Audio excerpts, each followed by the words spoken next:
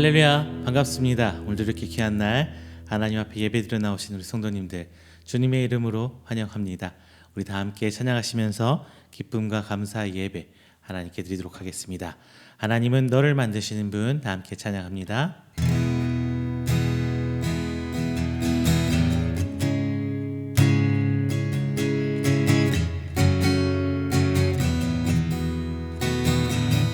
하나님이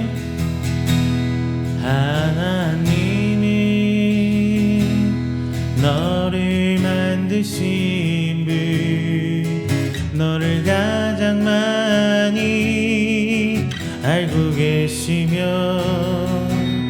하나님은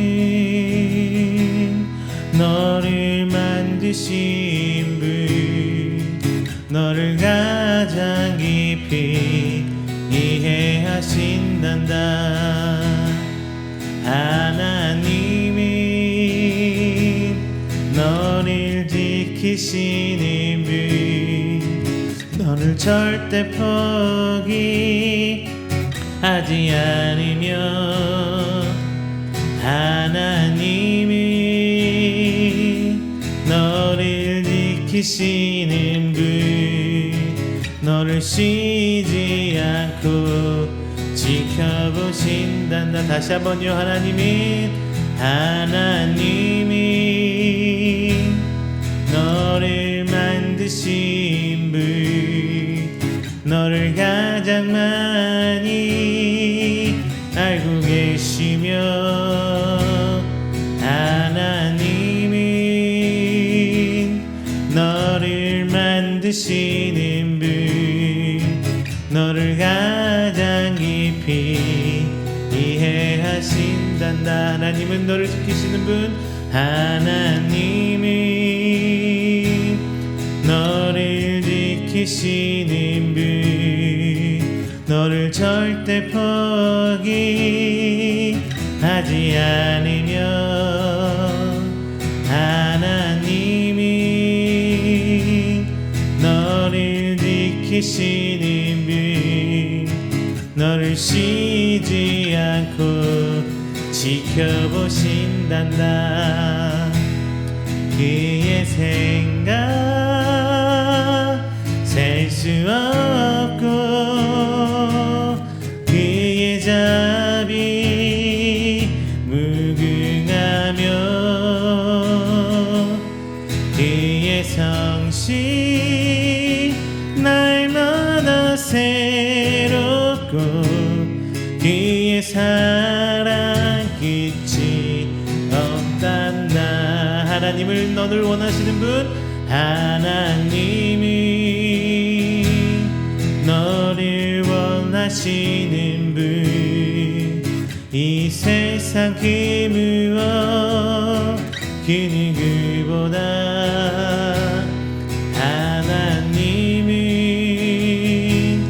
너를 원하시는 분, 너와 같이 있고 싶어 하신단다. 하나님이 너를 인도하는 분, 광야에서도 폭풍 중에도 하나님이 너를 인도하는 분, 푸른 초장으로 인도하신단다. 그의 생각 셀 수 없고, 그의 자비 무궁하며, 그의 성실 날마다 새롭고, 그의 사랑 끝이 없단다. 그의 생각 셀 수 없고, 그의 자비 무궁하며, 그의 성실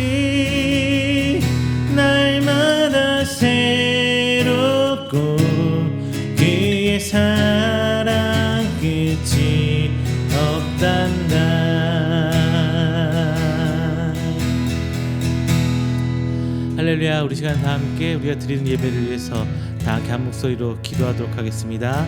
사랑의 하나님 감사합니다. 오늘 허락하신 귀한 예배를 통해 은혜 받는 시간 되게 하여 주시옵소서. 선포하는 귀한 말씀 가운데 회개하며 하나님께 돌아가는 귀한 시간 되게 하여 주시옵시고, 이 말씀 부여잡고 세상에 나아감에 빛과 소금의 역할을 감당할 수 있는 우리 교회 이웃교회와 교회 성도님들의 수도님 아버지 인도하여 주시옵소서.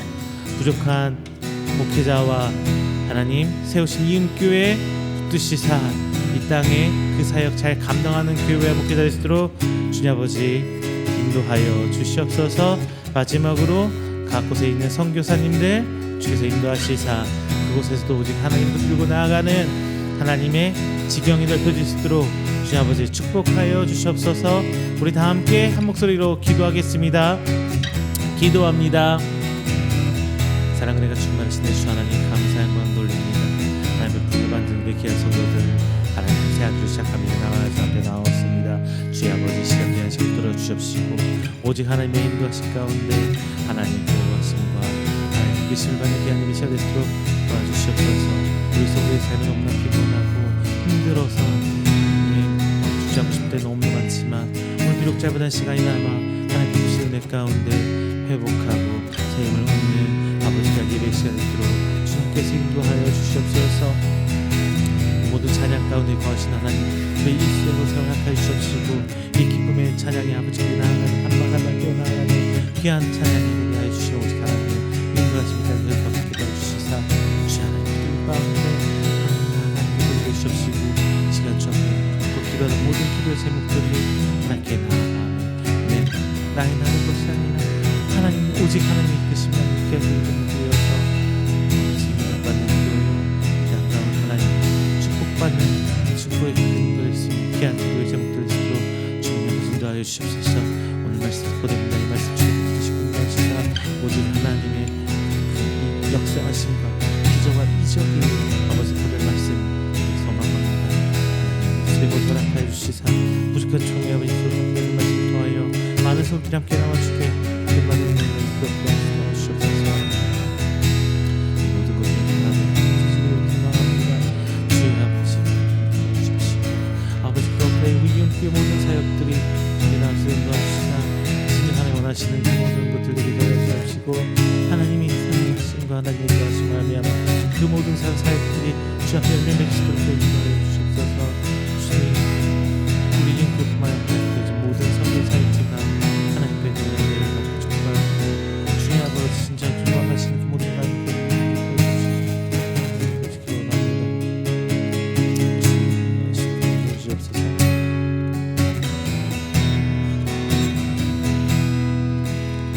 주님 내 길 하시네. 주님 내 길 하시네.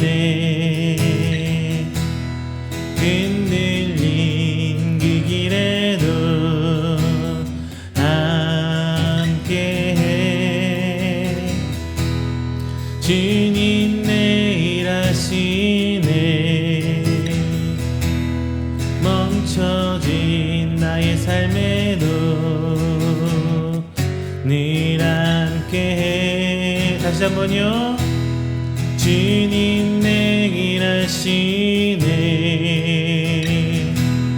흔들린 그 길에도 함께해. 주님 내 일 하시네. 멈춰진 나의 삶에도 늘 함께해. 나의 힘이 되신 주 항상 같은 곳에서 주가 나의 도움 되시네. 나의 길이 되신 주 변함없으신 계획 주가 나의 모든 걸 인내시네. 주님 내 길 하시네. 주님 내 길 하시네.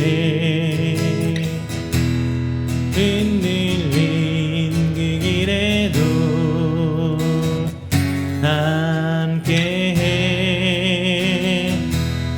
주님 내일 하시네.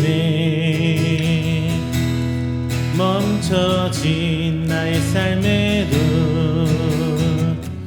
늘 함께해. 나의 힘이 되신 주, 나의 힘이 되신 주, 항상 같은 곳에서 주가 나의 도움 되시네.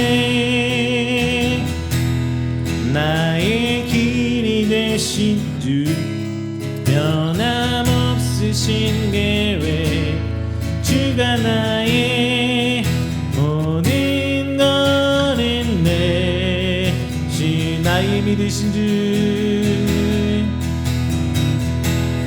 나의 힘이 되신 주, 항상 같은 곳에서 주가 나의 도움 되시네. 나의 길이 되신 주, 변함없으신 계획, 주가 나의 모든 것을 내시네. 은혜 아니면 은혜 아니면 살아갈 수가 없네. 호흡마저도 다 주의 것이니 세상 평안과 위로 내게 없어도 예수, 오직 예수뿐이네. 다시 한번요. 은혜 아니면 은혜 아니면 살아갈 수가 없네. 호흡마저도 다 주의 것이니 세상 평안과 위로 내게 없어도 예수, 오직 예수뿐이네. 크신 계획, 크신 계획 다 볼 수도 없고 작은 고난에 지쳐도 주께 묻기 나의 모든 삶 버티고 견디게 하시네. 은혜 아니면 살아갈 수가 없네. 나의 모든 것 다 주께 맡기니 참된 평안과 위로 내게 주신 주 예수, 오직 예수뿐이네. 은혜 아니면 은혜 아니면 살아갈 수가 없네. 호흡마저도 다 주의 것이니 세상 평안과 위로 내게 없어도 예수, 오직 예수뿐이네.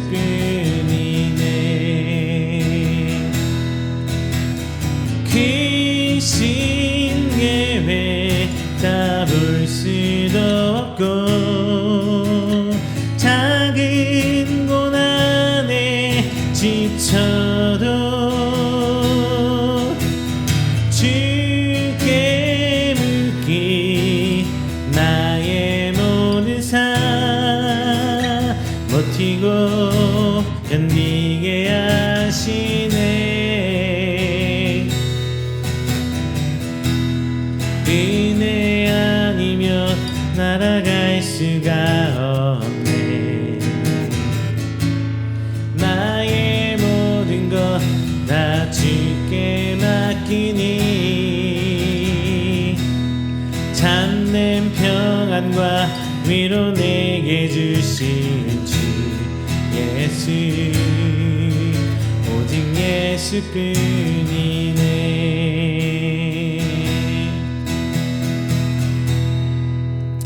할렐루야. 우리 시간 다 함께 우리가 드리는 귀한 예배를 위해서 조용히 기도하며 준비하는 시간 갖도록 하겠습니다. 다 함께 기도합니다.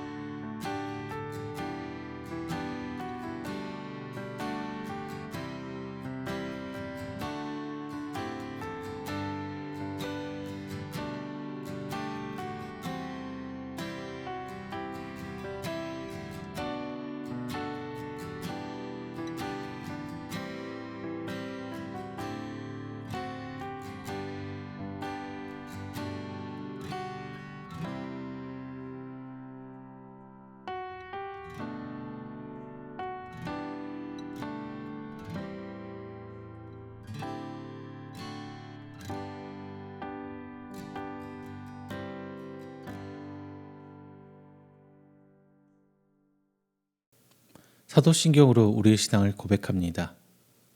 전능하사 천지를 만드신 하나님 아버지를 내가 믿사오며 그 외아들 우리 주 예수 그리스도를 믿사오니 이는 성령으로 잉태하사 동정녀 마리아에게 나시고 본디오 빌라도에게 고난을 받으사 십자가에 못 박혀 죽으시고 장사한 지 사흘 만에 죽은 자 가운데서 다시 살아나시며 하늘에 오르사 전능하신 하나님 우편에 앉아 계시다가 저리로서 산자와 죽은 자를 심판하러 오시리라.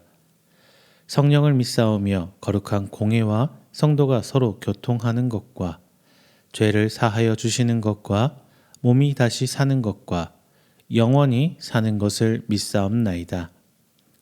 아멘.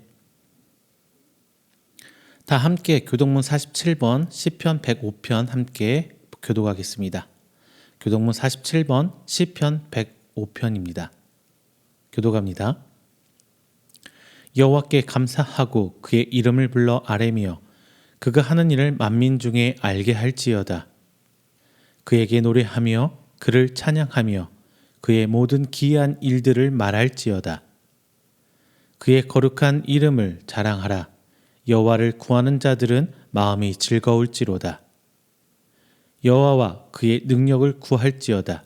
그의 얼굴을 항상 구할지어다.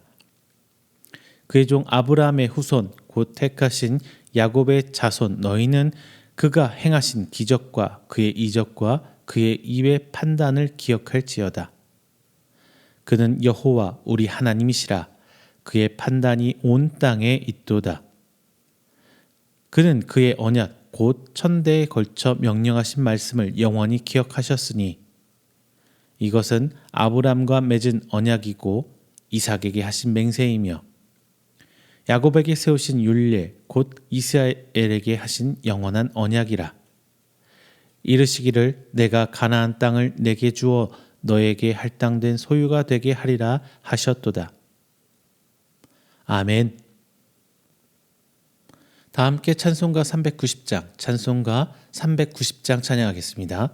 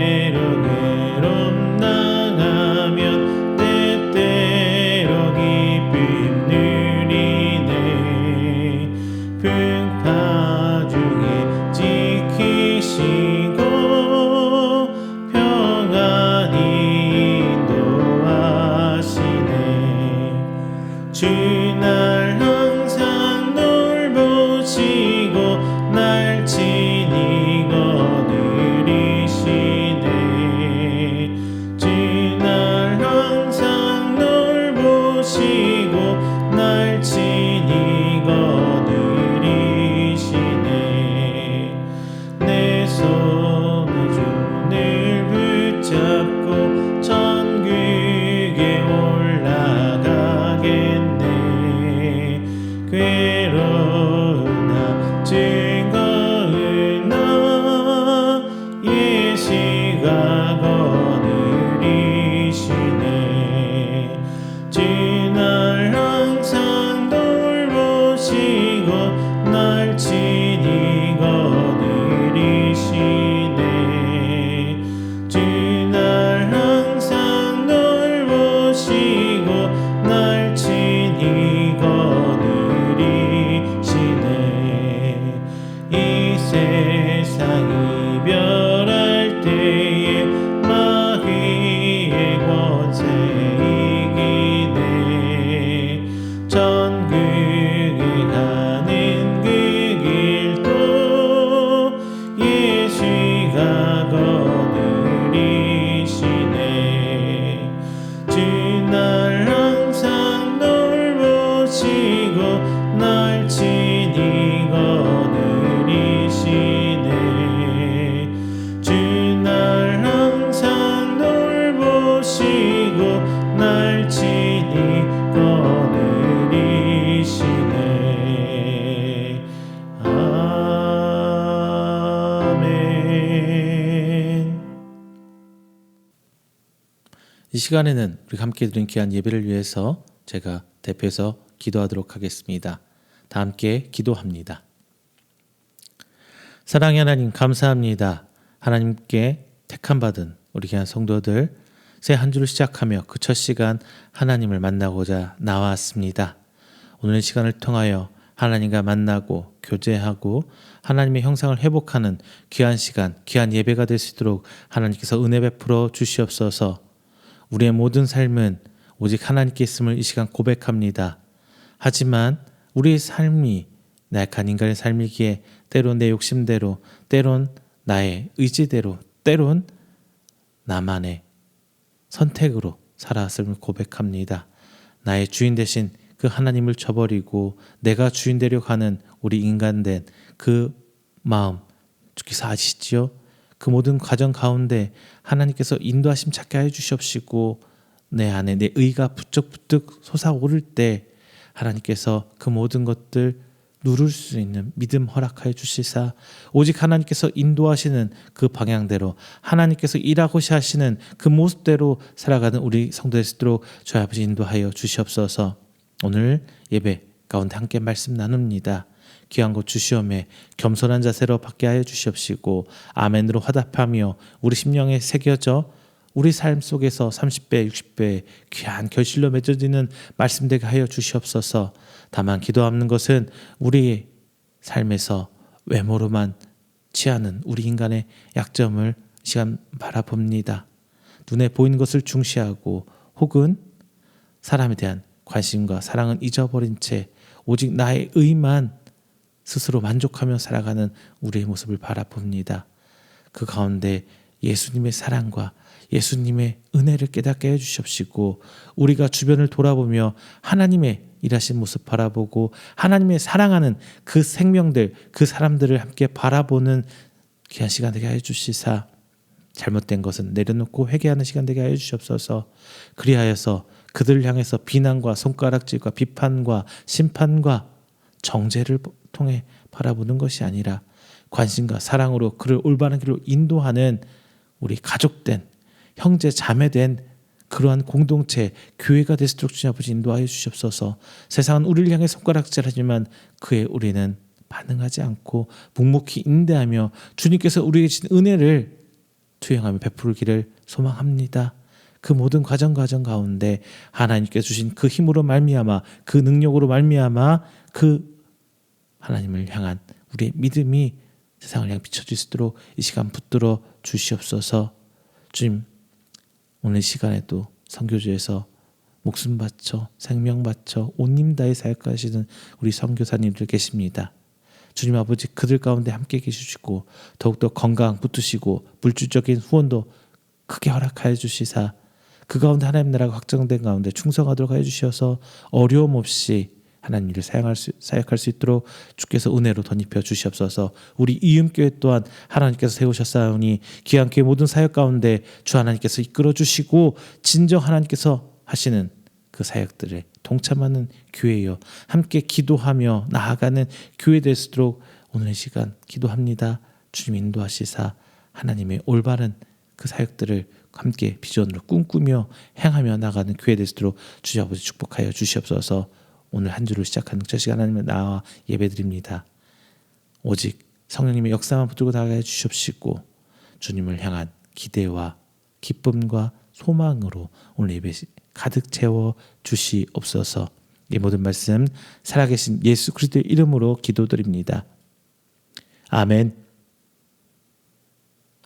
오늘 함께 은혜 나누실 말씀은 로마서 2장 9절부터 11절까지 말씀입니다. 로마서 2장 9절부터 11절까지 말씀 제가 가진 성경으로 신약 241페이지입니다. 다 함께 찾아서 한 목소리에 봉독합니다. 악을 행하는 각 사람의 영에는 환난과 권고가 있으리니 먼저는 유대인에게요 그리고 헬라인에게며 선을 행하는 각 사람에게는 영광과 존귀와 평강이 있으리니 먼저는 유대인에게요 그리고 헬라인에게라. 이는 하나님께서 외모로 사람을 취하지 아니하심이라. 아멘. 할렐루야. 지난 한 주간도 하나님 은혜 가운데 평안하셨습니까? 여러분 쇼핑 좋아하세요? 옷 사는 거 좋아하시나요? 아마 싫어하시는 분은 없지 않을까 싶어요. 새 옷 사가지고 그거 입고 출근도 하고 학교도 가고 참 기분 좋은 일입니다. 저도 새 옷 좋아하죠. 그런데 새 옷을 사려고 하면 매번 고민이 돼요. 왜냐하면은 제가 보시다시피 한 등치 하다 보니까 그냥 사이즈가 맨날 고민이에요. 제가 입을 만한 옷 고르는 게 참 쉽지 않아요. 언제부터인가부터 옷이 막 새로 옷을 사러 가면 옷이 막 작게 느껴지더라고요. 그런데 아주 예전에 한 10년, 15년 전에 샀던 옷들은 오히려 사이즈가 좀 넉넉하게 있어요. 근데 최근 같은 사이즈를 사게 되면 옷이 좀 작게 느껴지더라고요. 제가 기준으로 하면은 한 2010년도 그 정도부터 이제 옷들이 작아지기 시작한 것 같아요. 옷이 이제 슬림해졌죠. 점점점 체형에 딱 붙는 슬림한 옷이 나오기 시작했고 자기 몸매를 드러내기 시작합니다. 자랑하기 시작해요. 그리고 요즘에 조금 가라앉았는데 한참 유행했죠. 몸 만들어서 바디 프로필 사진 한 장 찍고 막 근육질의 몸을 한번 만들어 먹고 이런 거 유행했었잖아요. 이와 맞물려서 이제 외모도 굉장히 중요한 자기의 경쟁력이 되기 시작합니다. 단순히 옷 문제가 아니에요. 사람들이 이제 보이는 것에 더 치중하기 시작하는 거죠. 면접을 볼 때도 취업을 할 때도 보이는 것에 더 치중을 합니다. 물론 저도 보기 좋은 떡이 먹기도 좋다. 이왕이면 다 먹지마. 인정합니다. 이런 거 인정해요. 여러분 마트에서 사과 하나 고르고 야채 하나 사더라도 쌩쌩하게 보기 좋은 거 사시잖아요. 맞잖아요. 그런데 이게 이제 너무 과하게 되니까 문제가 발생하게 돼요. 그래서 이제 블라인드 테스트 여러분 들어보신 적 있나요? 블라인드 테스트. 눈으로 보지 않고 가리고 테스트를 하는 거죠. 일단 저는 얼굴은 둘째치고 등치가 산적 같아서 고민입니다. 그런데 만약 하나님도 이렇게 외모 지상주의 눈에 보이는 게 다라고 하면 이거 어떻게 신앙생활 할 수 있을까요? 참 고민입니다. 근데 여러분 우리는 다 알고 있죠. 하나님은 외모를 보지 않으십니다. 그리고 중심을 보고 계신 하나님이에요. 사무엘서에서 나옵니다. 맞아요. 맞습니다. 그런데 말이죠.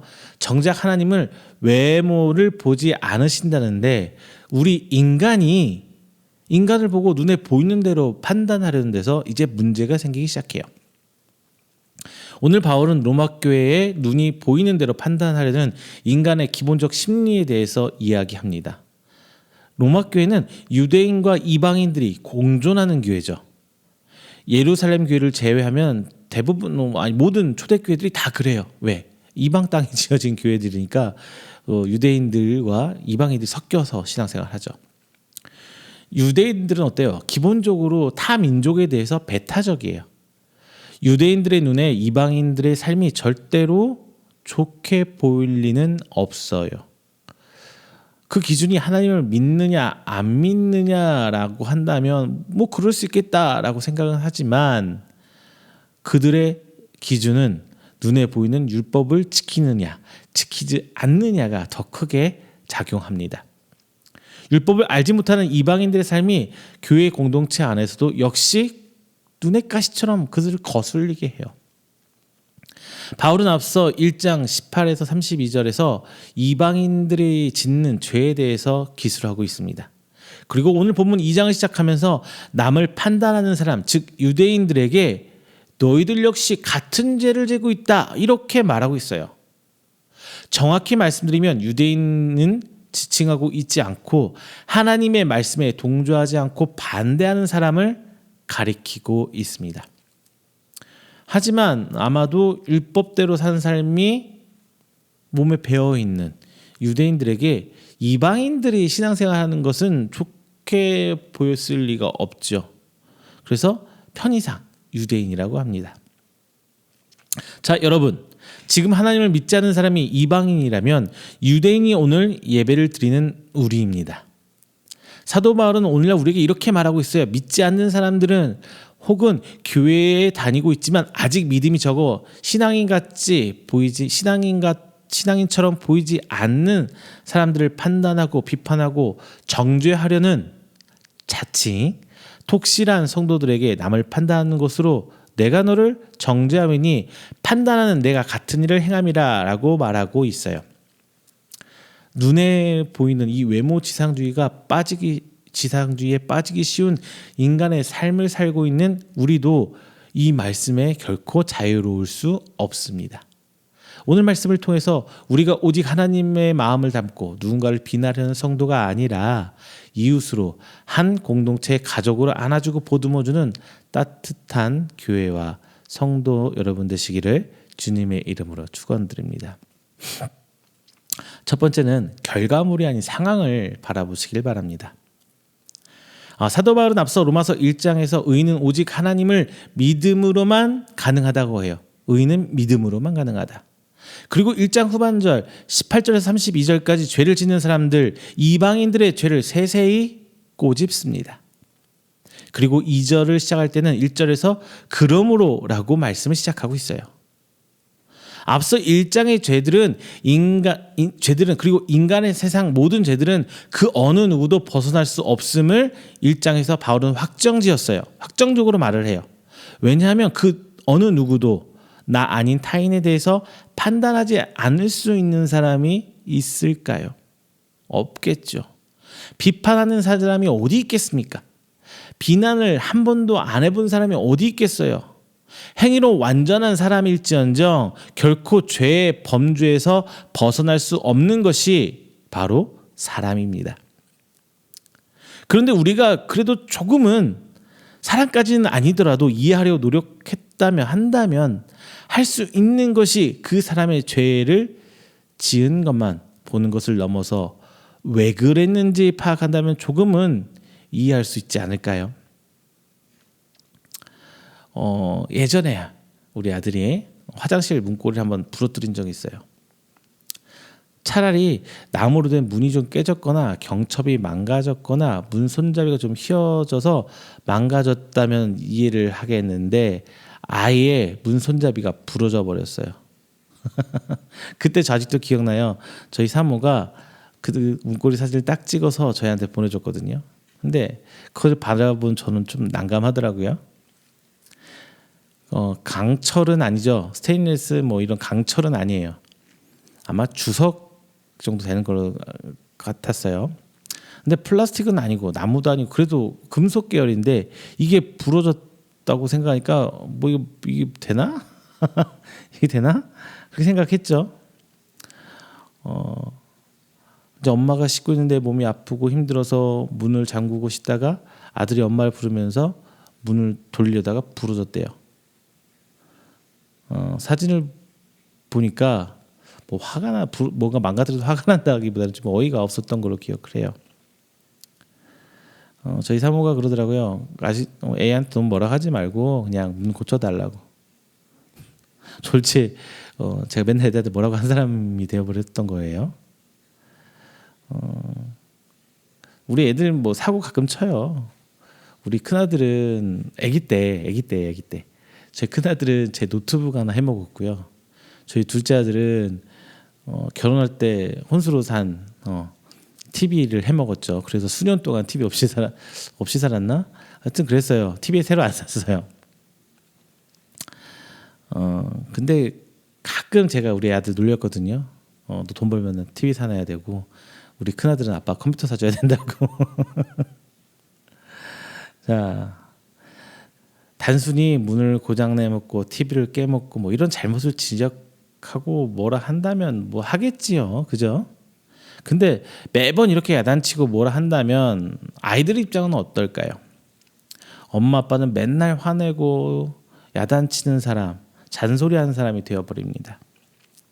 아이들은 항상 어른들의 입장에서 매번 잘못하고 실수할 수밖에 없어요.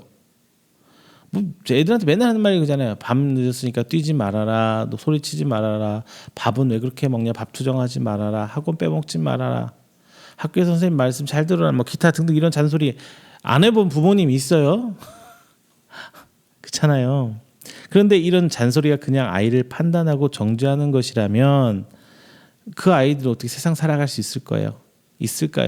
올바르게 성장할 수 없겠죠. 부모님의 잔소리는요 정죄가 아니잖아요. 탓하고 막 그런 게 아니잖아요. 사랑하기 때문에 올바르게 자라라고, 올바르게 자라기를 바라는 마음에서 하는 말, 그냥 말 그대로 잔소리예요. 부모님의 이런 소리를 정죄한다, 심판한다, 비판한다, 비난한다 이렇게 말하지는 않습니다. 그런데 여기서 딱 한 가지만 빼볼게요. 부모님 마음에서 사랑만 한번 빼보겠습니다. 그러면 비판이 되고 비난이 되고 심판, 정죄가 되는 거예요. 부모님이 아이들의 그 마음을 이해하지 못해서 그러는 것이 아니죠. 우리도 어렸을 때 사고치고 말썽 부리고 막 그랬잖아요. 다 했잖아요. 그리고 그 아이가 아무리 큰 잘못 하더라도 부모는 왜 그랬는지부터 알고 싶어 해요. 왜 그랬는지. 아니 정확히 말하면 작은 잘못은 그냥 혼내기도 하지만 큰 잘못일수록 더 큰 실수를 할수록 왜 그랬는지를 알려고 해요. 왜 그렇습니까? 자녀를 용서하고 싶은 부모의 마음이잖아요. 그걸 탓하고 비난하고 뭐라고 하기보다 그냥 용서하고 싶은 마음. 이것은 단순히 부모 자식 간에만 있는 건 아닌 것 같아요. 자신이 믿던 사람, 좋아하던 사람을 넘어서 자신과 조금만 알던 사이일지라도 무슨 큰 잘못을 했다고 하면 왜 그랬는데 뭐 보통 이러죠. 그리고 납득할 만한 이유가 있으면 그럴 만했네, 그럴 수도 있지 뭐 이렇게 말합니다. 자신과 연관성이 있는 사람이라면, 자신이 관심이 있던 사람이라면, 믿고 신뢰할 만한 사람이라고 생각했던 그런 사람이라면 결과보다도 과정에 조금은 관심 있어 하고 납득할 만한 상황이라면 죄 자체를 용서하지는 못할지언정 그래도 이해는 하게 됩니다. 얼마 전에 모 가수 한 분이 음주운전을 했어요. 저희 어머니가 굉장히 좋아하던 가수였는데 나중에는 뭐 잘못했지라고 하셨는데 처음에 그런 막 기사 뜨고 나니까 오히려 어머니가 그런 얘기하는 걸 굉장히 싫어하시더라고요. 자기가 좋아하는 사람이니까. 뭐 얼마나 힘들었으면 술을 마시고 운전했겠어 막 이런 얘기 들었던 걸로 기억을 합니다만 그래요. 사람이란 게 그래요. 그런데 여기서 자신과의 관계 혹은 관심에 빠지게 되면 그냥 말 그대로 비난이 일어나게 돼요. 그때 그 가수를 좋아했던 사람들은 다 그 가수를 옹호하고 편들어주고 그럴 수도 있지 뭐 이렇게 얘기를 해요. 그렇지 않은 사람이 그냥 막 일어나서 막 비난하고 손가락질하고 막 그렇게 되는 거죠. 이것이 인간 심리예요. 더 웃긴 것은 우리도 똑같은 잘못을 저지를 수 있다는 거예요. 바울은 이것을 3절에 이야기합니다. 이런 일을 행하는 자를 판단하고도 같은 일을 행하는 사람아. 이 과정을 하나님과 우리 인간에게 대입해 보겠습니다. 하나님께서 인간의 죄, 잘못, 실수에만 관심을 가지신다면 그 누가 구원을 얻을 수 있을까요? 아무도 얻을 수 없어요. 하나님께서 결과로만 우리를 판단한다면 우리는 결코 하나님의 자녀 백성일 수 없습니다. 하나님께서는 우리의 결과물만을 보는 거 아니에요. 결과보다 더 중요한 건 그 과정입니다. 그 과정에 하나님은 예수 그리스도가 있길 바라요. 그리고 이 예수 그리스도가 우리가 생각하고 결정하는 모든 과정에 영향을 미치게 된다면 결과는 그 다음 문제입니다. 판단할 수 있어요. 비난, 비판, 정죄, 심판 물론 안 해야겠지만 우리 삶에서 우리는 이 단어로부터 결코 자유로울 수는 없어요. 그렇다면 차선으로 그 사람에게 사랑까지는 아니더라도 좀 관심 갖고 그 과정을 좀 들여다 보십시오. 만약 그렇다면 여러분들은 여태 알지 못했던 그 사람에 대해 이제 알게 되실 겁니다. 그럼 두 번째는 이제 올바른 기준을 가져봐야겠죠. 이제 우리는 사람에 관심을 갖게 됐어요. 그리고 죄나 결과를 넘어서 그 사람에 대해 알 수 있는 틈을 좀 만들었습니다. 그리고 이제 우리는 이런 판단으로부터 자유로울 수 없다는 것을 또 알게 됐어요. 그렇다면 우리의 판단의 기준에 대해서 조금 생각해 봐야 될 것 같습니다. 먼저 바울은 2절에서 이런 일을 행하는 자에게 하나님의 심판이 진리대로 되는 줄 우리가 아노라 이렇게 말씀하고 있어요. 이 말씀은 모든 사람에게 동일한 기준으로 심판하시는 하나님의 공의에 대해서 말하는 것입니다. 그리고 3절에서 이런 일을 행하는 자를 판단하고도 같은 일을 행하는 사람아 내가 하나님의 심판을 피할 줄로 생각하느냐 뭐 이렇게 말하면서 그 누구도 하나님의 심판을 피할 수 없다고 이야기합니다. 유대인들은요 자신들이 이미 구원을 받은 줄로 착각하며 살아갔어요. 자신들은 이방인이 갖지 못한 어떤 절대적인 선이 있다고 생각을 합니다. 자신들은 율법을 지키고 행하며 살았기 때문에 유대인들 기준에서 무법천지인 이방인들을 비난하면서 도덕적인 선을 이야기합니다. 그리고 자신들은 이 율법을 소유한 하나님의 백성이라는 믿음을 가지고 있는 거예요. 하나님께서는 이 율법을 자신들에게 한정해서 주셨다는 이런 믿음이죠. 그리고 할례입니다. 이 할례로 인해서 유대인들은 심판을 피할 걸로 믿었어요. 자, 이런 유대인들의 믿음에 우리는 이렇게 말합니다. 전혀 아니다. 전혀 아니다. 니들만의 착각이다. 이런 결과론적인 믿음은 예수 그리스도를 통한 믿음이 아니기 때문이라는 것을 우리는 이제 좀 잘 알고 있잖아요. 행위로 얻을 수 없는 구원, 오직 구원은 예수 그리스도를 믿음으로 말미암는다는 것을 우리는 너무나 잘 알고 있어요. 자, 여기서 기준은 무엇입니까? 바로 예수 그리스도입니다. 우리는 이 기준에 대해 너무 잘 알고 있잖아요. 그런데 자신도 모르게 우리는 점점 행위, 결과론적으로 빠져들어가서 다시 기준이 없이 허우적대는 신앙이 되어 갑니다. 이것은 어찌 보면 인간이라는 어떤 존재적 한계로 자연스러운 현상 같아요. 이제 바울은 4절에서 회개를 언급하고 있어요. 혹 내가 하나님의 인자하심이 너를 인도하여 회개하게 하심을 알지 못하여 그의 인자하심과 용납하심과 길이 참으심이 풍성함을 멸시하게 하느냐. 즉 회개는 내 의지로 한 것이 아니라 하나님의 인자하심으로 우리가 회개하도록 이끄셨다는 말이에요. 유대인들은 이런 하나님의 인자하심을 이용해서 자신의 의를 드러냅니다. 그리고 하나님의 오래 참으심을 자신들의 심판으로부터 보장하는 수단으로 삼아버렸어요. 우리 역시 비슷한 처지예요. 유대인들이 수단을 삼아버린 율법처럼 우리도 우리의 신앙 고백의 행위 이런 거죠. 예배, 기도, 헌금, 봉사, 헌신, 선교 뭐 이런 것들을 내 삶의 방패로 삼아버릴 때가 많이 있어요. 나는 옳고 너는 틀렸어. 하나님이 그런 것이 하나님의 일은 그런 것이 아니야. 그거밖에 못하면 어떻게 하겠어. 뭐 이런 식으로 말이죠. 바울은 오늘 본문에서만 7절과 8절에서 선을 행하는 이 말을 2번이나 반복합니다. 자, 이제 기준을 말씀드릴게요. 문자적으로는 이 선을 행해야 합니다. 본문에서 바로 남을 판단하지 않는 것이 바로 선이겠지요. 그런데 사도 바울이 말한 선이란 게 무엇입니까? 무엇이에요? 이 선함은 11절이 결론 지어줘요. 이는 하나님께서 외모로 취하지 아니하심이라. 자, 결론은 하나님이죠. 하나님을 보면 됩니다. 예수 그리스도를 보면 됩니다. 하나님께서 결과물 즉 죄로 사람을 평가하지 않으신 것처럼 우리도 그 사람의 결과로만 취급하지 않으면 돼요. 그 중심엔 바로 사랑과 관심이 있습니다.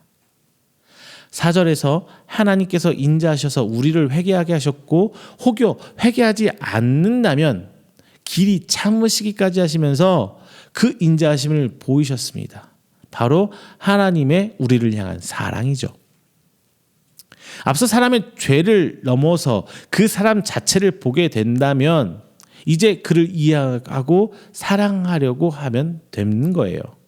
부모가 자녀를 바라보듯이 사랑하는 이성을 바라보듯이 우리는 그 사람을 바라보면 됩니다.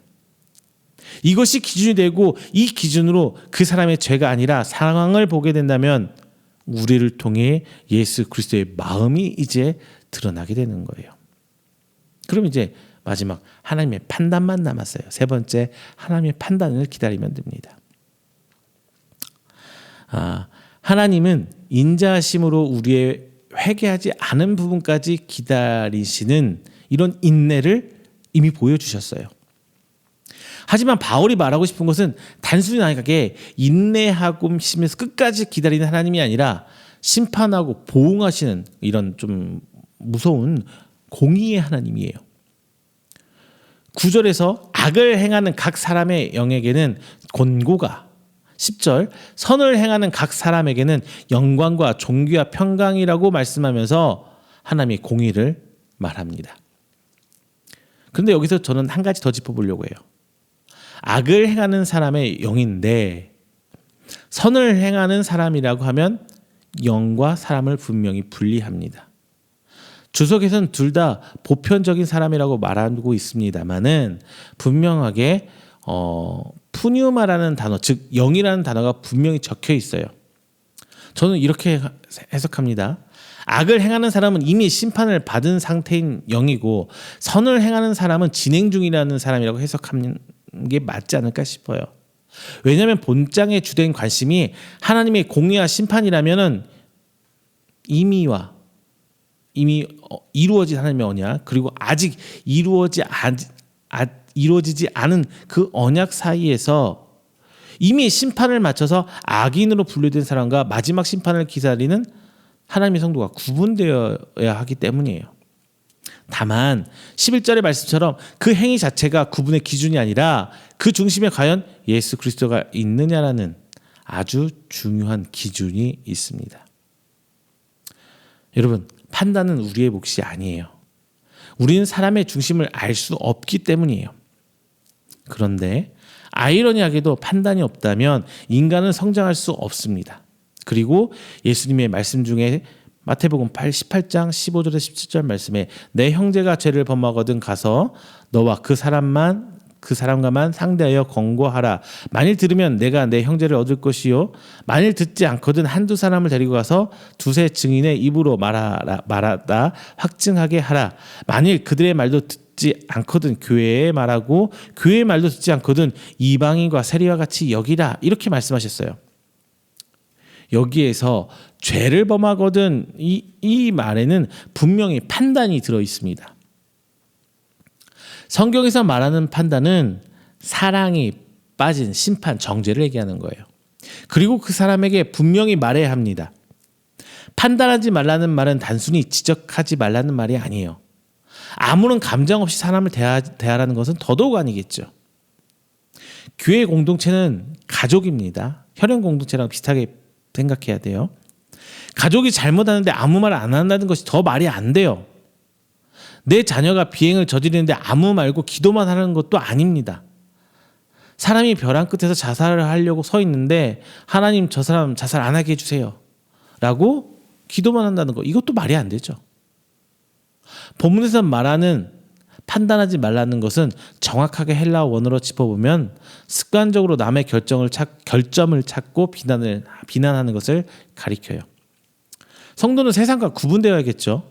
다만 습관적으로 남의 결점을 찾아 비난하기 위한 판단이라면 이건 바로 죄라는 거예요. 그리고 단순하게 판단하지 말라는 것을 넘어서 이 판단은 하나님께 맡기고 우리는 하나님의 선을 행하라는 것이에요. 당시에 안 믿는 외부로부터의 핍박이 심했던 로마 교회에 당부하는 사도 바울의 마음이 드러납니다. 바울은 로마 교회가 타락한 로마의 외부 세력부터 핍박을 받고 있지만 같이 맞서서 비방하고 저들하고 똑같이 하지 말고 묵묵히 하나님의 선을 행하라는 당부입니다. 그리고 판단은 하나님의 몫이라는 거죠. 그리고 우리는 이 하나님의 때를, 이 판단의 때를 인내하고 기다리는 예수 그리스도를 믿는 성도이기 때문입니다. 말씀을 맺겠습니다. 본장과 산상수훈 마태복음 7장에 비판하지 말라는, 참 교회에서 많이 사용하는 말이에요. 그런데 예수님의 말씀 중에 앞서 언급했던 마태복음 18장 말씀을 단순히 문자적으로 적용한다면 충돌하는 말씀이거든요. 말씀은 진리인데 이렇게 충돌하면 진리가 될 수 없죠. 그래서 우리는 이 말씀들을 문자적 해석을 넘어서서 말씀 안에 있는 하나님의 그 의중과 그 마음을 헤아리려고 노력해야 해요. 본장의 중요한 키워드는 판단과 외모로 취하지 않으심이에요. 오늘 말씀을 볼 때 판단은 눈에 보이는 것으로만 이미 편파적으로 가진 마음으로 생각하면 될 것 같아요. 그리고 실제 유대인이 그랬고 그것이 예수님이 하나님의 백성이라는 유대인을 책망하는 가장 큰 이유가 됩니다. 그리고 이런 바울은 로마 교회를 향해 이런 것은 죄이고 우리도 이런 죄에서 벗어난 사람은 아니니까 세상과 똑같이 맞서 판단하지 말라고 말하고 있는 거고요. 이것은 로마 교회의 성도 전체에게도 해당하는 말씀이고 로마 교회 안에서도 이방인 출신과 구분된 유대인 성도에게도 해당하는 말씀입니다. 그런데 이 말씀이 2000년도 더 지난 지금 우리에게도 동일하게 하나님께서 말씀하고 계십니다. 세상이 우리를 향해 손가락질하고 비방하고 핍박하더라도 우리도 똑같이 그들에게 맞대응하는 것은 분명히 아니라는 거죠. 더욱이 요즘과 같이 교회가 세상으로부터 비난당하는 시기에는 더욱더 그렇습니다. 맞대응이 아니라 우리는 하나님의 선한 마음을 본받아서 마지막 때를 기다리고 인내하면서 그들에게도 동일한 하나님의 인자하심 미쳐서 회개하고 돌아오기를 기도해야 해요. 더 중요한 것은 교회 안에서 사도 바울이 지칭하고 있는 유대인들이 되지 않아야 하는 겁니다. 눈에 보이는 것으로 누군가를 판단하는 것은 아주 큰 죄가 될 수 있어요. 그리고 더 무서운 것은 그러면서 나는 교만하게 되고 누군가는 상처 입게 되는 거고 나 역시 심판대에서 하나님의 책망을 면할 수 없기 때문에 그런 거예요. 다만 가족의 마음으로 사랑하는 마음으로 서로 성장을 위해 하는 조언은 적극 권장해야 합니다. 분명한 것은 무분별하지 않도록 교회에서 양육해야겠죠. 그렇다고 구더기가 무서워서 장 못 담근단 말처럼 부작용이 두려워서 잘못한 것을 얘기해 주지 않고 지적하지 않는다면 교회 공동체 안에서 관심과 사랑은 사라져버리게 돼요. 그리고 만약 이것이 목회자에게만 특권처럼 허락된다면 교권주의, 이 교권주의가 만연해지고 심지어 목사가 우상화되는 결과도 나타날 수 있어요.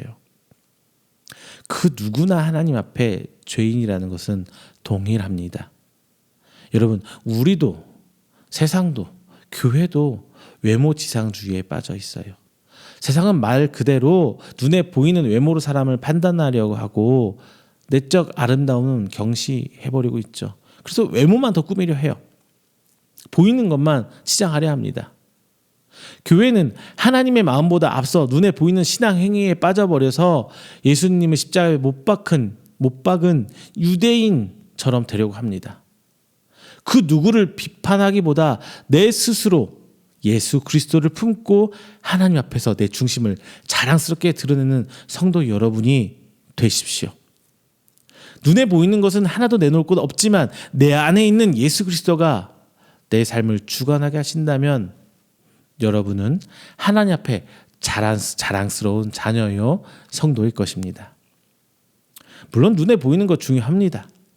다만 내 안에 있는 것이 드러날 때 하나님께서 기뻐하신다는 것을 기억하시고 이 어려운 시기에 더욱이 교회가 지탄받는 이 시기에 내 안에 있는 예수 그리스도를 보이면 외면도 아니요 내면도 아닌 신앙의 아름다움을 한껏 뽐내시는 성도 여러분 되시기를 주님의 이름으로 축원드립니다. 기도하겠습니다. 사랑이 많으신 하나님 감사드립니다. 오늘도 귀한 날 모임에 함께 예배드리고 말씀으로 은혜 나눕니다. 하나님, 우리의 중심을 보신 하나님, 우리는 그 하나님 믿고 나아갑니다. 내가 유대인처럼 눈에 보이는 것에 목매어 누군가를 비판하고 비난하며 심판하지 않기를 소망합니다. 내 안에 계신 그 예수님을 먼저 드러내는 저희 신앙인들 되게 하여 주시옵소서. 먼저 그 누군가를 바라보고 관심을 갖고 그 관심으로 사랑까지 이끌어내며 그 사랑으로 말미암아 전해진 복음이 다시 그들의 가슴에 뜨겁게 할 때 하나님을 만나고 이 자리에 모여 교회 안에 한 공동체의 구성원으로서 주님을 찬양하고 예배할 수 있는 이 복음의 확장성을 보여내는 우리 이흠교회와 성도될수록 하나님 아버지 인도하여 주시옵소서. 비록 우리는 부족하여 우리의 능력으로는 그 모든 걸 이룰 수 없습니다. 하나님께 베푸신 은혜와 하나님께서 이루어진 그 역사하심을 이룰 수 있사오니 주님 아버지 저희들 성도들의 삶에 구석구석 간섭해 주시고 인도해 주셔서 하나님의 사랑을 입은 우리 성도들의 삶이 그 입은 사랑을 전해낼 수 있도록 하나님께서 인도하여 주시옵소서. 이 모든 말씀 사랑이 많으신 예수님의 이름으로 기도드립니다. 아멘. 다 함께 찬송가 218장 찬양하시면서 준비하신 예물 하나님께 봉헌하도록 하겠습니다. 찬송가 218장입니다.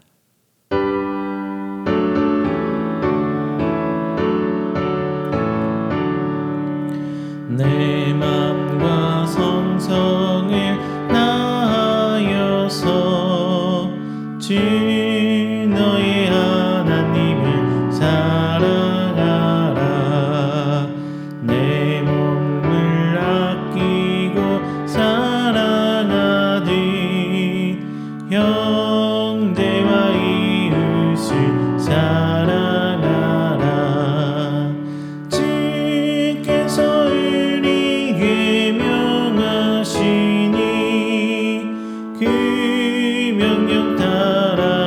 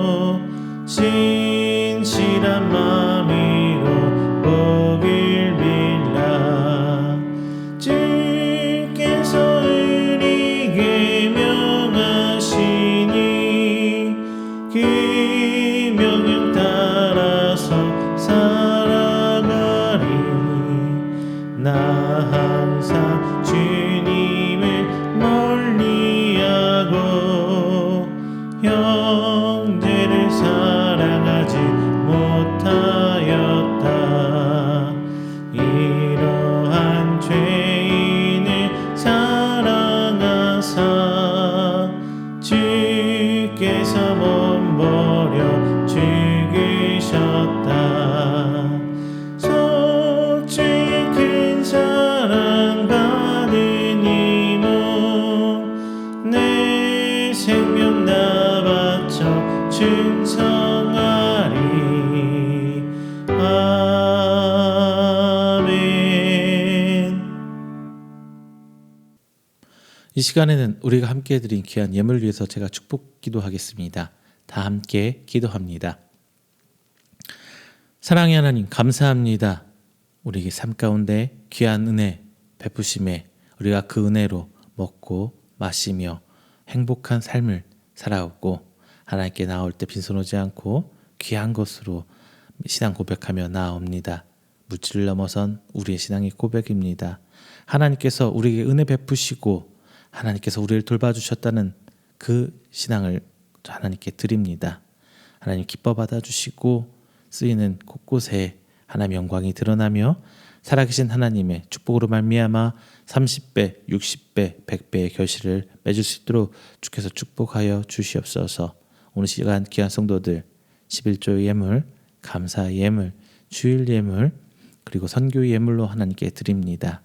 드려지는 저들이 쓰고나마 넘쳐서 드림이 아니요 하나님께 주신 은혜에 감격하며 감사하며 먼저 때 하나님께 드리는 손길이오니 하나님 더욱더 저가 하나님께 충성하고자 하는 믿음 보시고 그 가운데 건강으로 이끌어 주시사 오직 주님께서 부르시는 그날까지 그 모든 사역 감당하며 그 사명 가운데 충성할 수 있도록 주께서 건강으로 먼저 붙들어 주시옵소서. 또한 저희 가정과 사업장에 항상 주님께서 살아 역사해 주시사 물질적인 풍성함으로 더욱더 저들이 감사하며 부족함 없이 온전히 하나님께 나아가는 신앙 될 수 있도록 주께서 인도하며 축복하여 주시옵소서.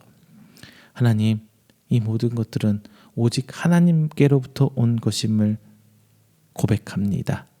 더욱더 우리 삶이 충만해질 때마다 내가 만족하고 나를 위한 것이 아니라 내가 그 축복의 통로가 되어 하나님 앞에 나아가길 소망하오니 주님 아버지 우리 믿음 더욱 붙들어 주시사 나로 말미암아 나로 하여금 그 하나님의 은혜와 축복이 전달되며 널리 퍼져나갈 수 있는 귀한 하나님의 성도요 하나님의 가정이요 하나님께 세우신 교회여 기관 될 수 있도록 주께서 인도하여 주시옵소서. 이 모든 말씀 사랑이 많으신 예수님의 이름으로 축복하며 기도드립니다. 아멘. 다 함께 찬송가 29장 하시고 축도로 오늘 예배 마치도록 하겠습니다. 찬송가 29장입니다.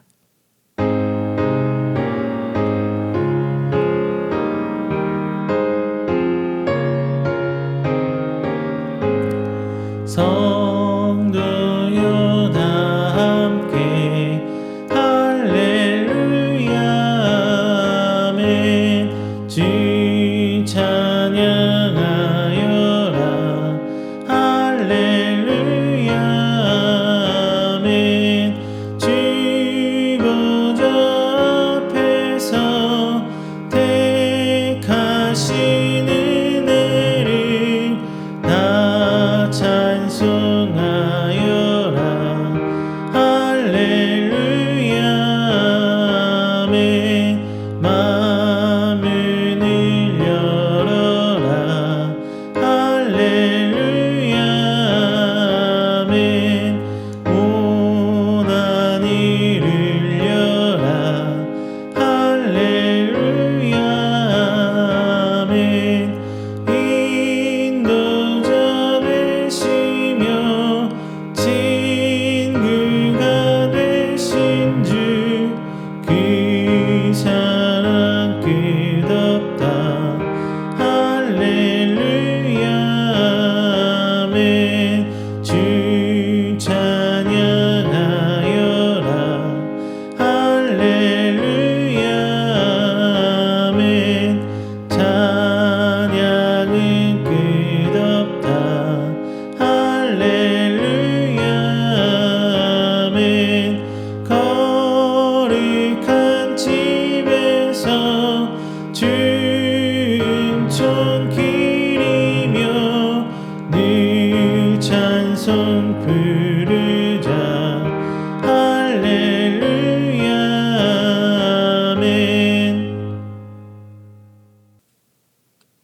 축도합니다.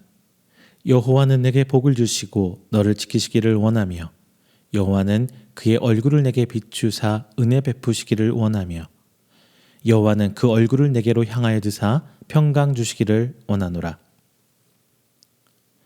이제는 우리 주 예수 그리스도의 은혜와 하나님의 사랑하심과 성령님의 교통 교제하심이 오늘 이 자리 나와 하나님을 예배하고 선포된 말씀으로 하여금 더욱더 이웃을 향한 관심과 사랑을 베푸길 원하고 또 그 가운데서 중심을 보신 하나님 앞에 하나님의 세우신 기준으로 말미암아 바라보길 원하는 우리 성도들의 머리 위에와 그의 가정과 사업장과 직장과 그가 세우는 모든 계획 위에 영원토록 함께 있을지어다. 아멘.